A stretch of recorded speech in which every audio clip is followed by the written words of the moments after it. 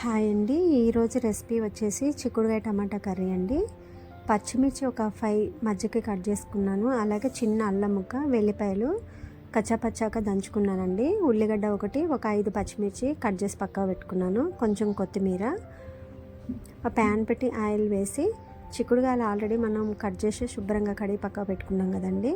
పచ్చిమిర్చి, ఉల్లిగడ్డ, మనం కచ్చాపచ్చాగా దంచి పక్క పెట్టుకున్న అల్లం వెల్లుల్లి పేస్టు, అలాగే పసుపు యాడ్ చేసుకొని బ్రౌన్ కలర్ వచ్చే వరకు వేయించుకుందాం. కొత్తిమీర లేదండి, నిండుకుంది, ఉంటే యాడ్ చేసుకోండి, బాగుంటుంది.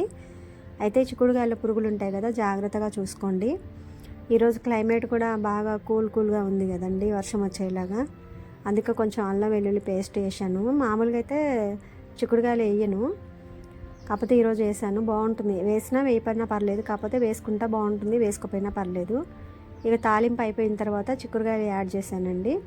దీంట్లో ఇప్పుడు అల్లం వెల్లుల్లి పేస్ట్ వేసాం కాబట్టి మళ్ళీ సపరేట్గా వెల్లిపాయ వేసుకోవాల్సిన అవసరం లేదు. ఒక 2 టమాటా కట్ చేసి యాడ్ చేసుకున్నాను.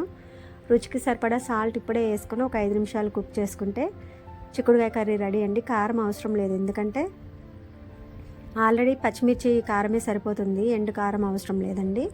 ఒక 5 మినిట్స్ స్లో ఫ్లేమ్లో పెట్టేసి కుక్ చేసుకుంటే చిక్కుడుకాయ టమాటా కర్రీ రెడీ అండి. మన ఛానల్కి కొంచెం వ్యూస్ తగ్గాయి, వీడియోస్ లైక్ చేయండి. కొత్త వాళ్ళు ఎవరైనా ఉంటే సబ్స్క్రైబ్ చేసుకోండి. మీ సపోర్ట్ ఉంటేనే ఛానల్ ఒక రేంజ్కి వస్తుందండి, లేకపోతే కష్టం. ఎడిటింగ్ అంటే చాలా కష్టం అండి, ఈజీ ప్రాసెస్ ఏం కాదు. సో కొంచెం మా కష్టానికి తగ్గ ప్రతిఫలం ఉండాలంటే కొంచెం సపోర్ట్ ఇవ్వండి. Thanks for watching.